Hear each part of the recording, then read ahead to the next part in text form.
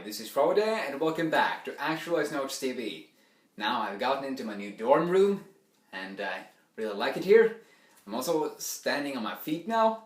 Got my setup right. I was standing on my knees before and I like this a lot better. Today we have another great book, How to Think Like Leonardo da Vinci by Michael Gelb. How to Think Like Leonardo da Vinci, subtitle, 7 Steps to Genius Every Day.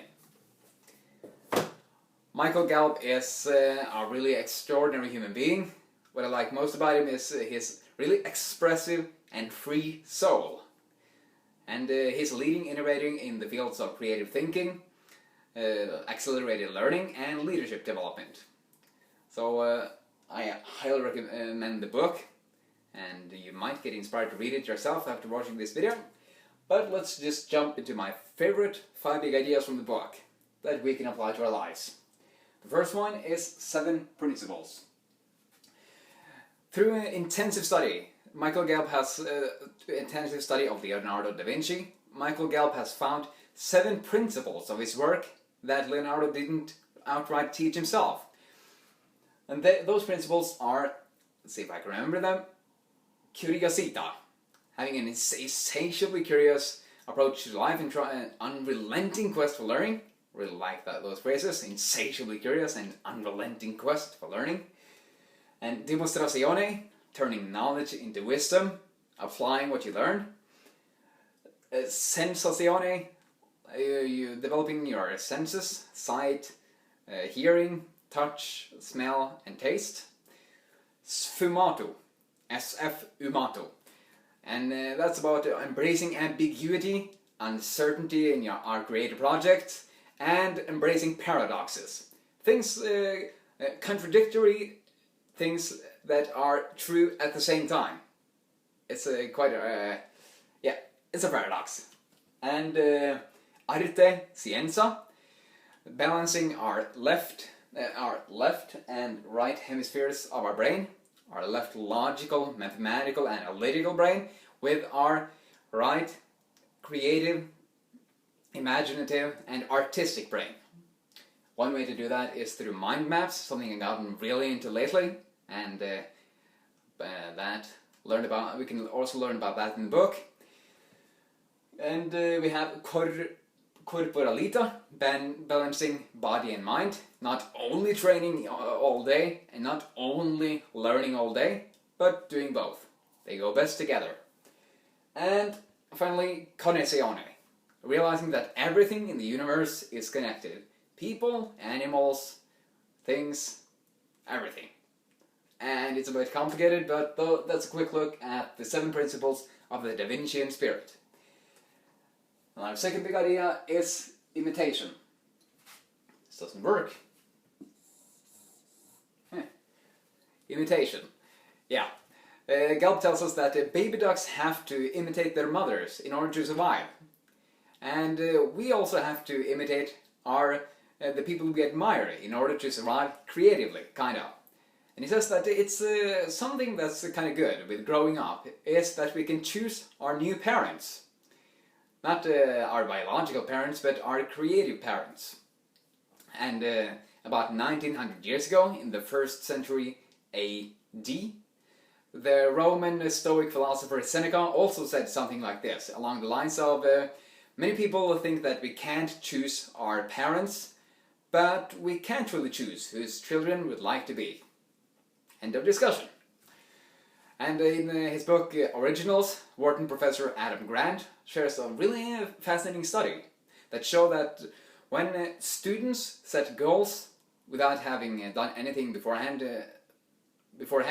they set quite normal goals. But when students read a newspaper article about an outstanding peer, they set higher goals.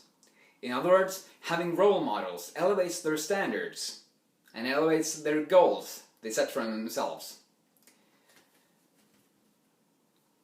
When I think about it, it's in a book I'm reading right now of Ralph Waldo Emerson. He talks about that biographies are great because the people in those biographies show what a man can be and do. That was a fun connection. I hadn't done it beforehand. So anyway, who is your role model, the person you most admire within your field that you want to master. And now it's just get to work. Study that person, try to do the same, and watch your skills soar. Our third big idea is learning. This is really the powerhouse, Gelb says, of the Da Vincian spirit, having an insatiably curious approach to life and an unrelenting quest for lifelong learning. And he says that one discipline is to think about something that you have always wanted to do. What is something you have always wanted to do, but you haven't really gotten to? That might seem interesting, or fun, or exciting.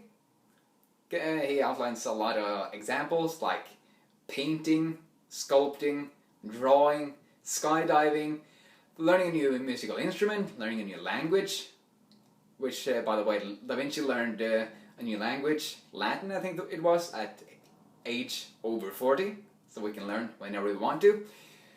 But what is this for you? Something you always wanted to learn. I didn't realize it before lately, but I'm really into drawing. I really like colors and making beautiful pictures. And they go really hand in hand with the mind mapping that I do. So, now it's just to follow this discipline. He calls this your ideal or dream hobby. Choose what you want to learn more about. Go try it out. What's the first step you can take? Get on that as we go on to our fourth big idea, journal. This is Gelb says that Da Vinci always carried a journal around with him, recording observations, images he saw, questions he had, things he wanted to find out, anything he would record in his journals. And there exists about 7,000 pages of those journals. And this is one of the best ways to develop your curiosita, the first principle of the Da Vincian spirit. Go walking around with a journal and recording everything that happens around you.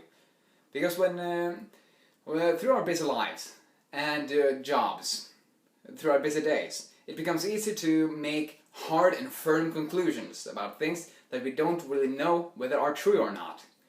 And Gelb says that when we do carry around a journal with us all the time, and we want to record and observe things as they really are, and ask questions curiously, then we will start having an expanded perspective and a more free-thinking mind.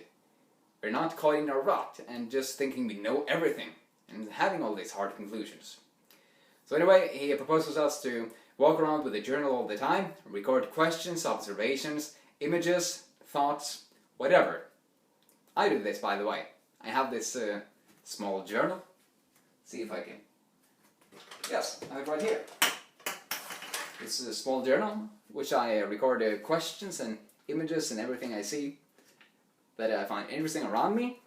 And I also have this larger journal, which is about this big, where I journal every morning and evening. In the mornings, I plan my day, what I'm going to do, and set my 3 most important goals for the day. So I make sure I get them done. And in the evening, I look at what I've done in the day, if I got my goals set. I look at what 5 great experiences I had, always good to stay positive, and one thing I learned that I'm going to do differently later, maybe some mistake I did, and etc. But the point here is to get a journal, no matter what journal. It can be this $1 journal or a $10, $20 binded journal, whatever, to develop our curiosity and so we can learn more. Our 5th big idea is energy. Gelb has a great question. What do you think? What image do you have of the body type of a genius?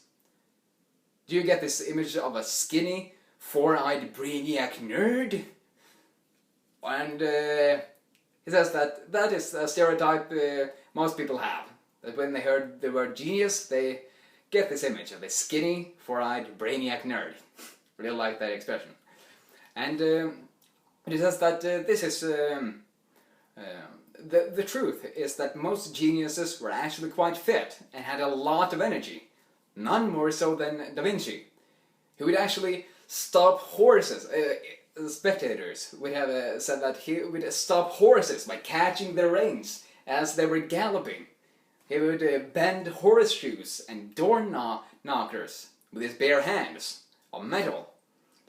So the next time you hear the word genius and think about the body type of that person, think about Leonardo da Vinci, the horse-stopping, metal-bending genius.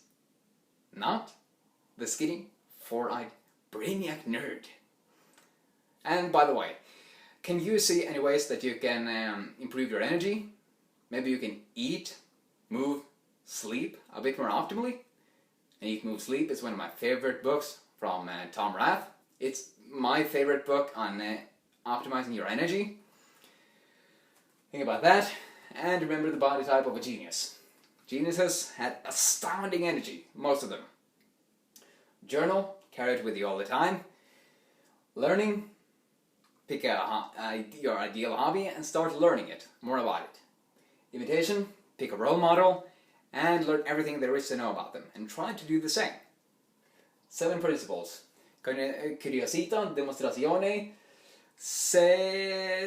sensazione, sfumato, arte, scienza, corporalita, and connessione. Alright, that was a quick look at how to think like Leonardo da Vinci. One of the most fun books I read. Got this beautiful images inside the book. It was really engaging. And anyway, thank you very much, Michael Gelb. I enjoyed the book. Now think about the one idea that most resonated with you, that really inspired you to take some action. Don't think that you need to apply all of this, but just pick the one that inspired you the most, and see what's the one step you can take towards embodying it a bit more in your life starting today. As always, thanks for watching. Look forward to sharing more wisdom with you soon. Have another awesome day. See ya.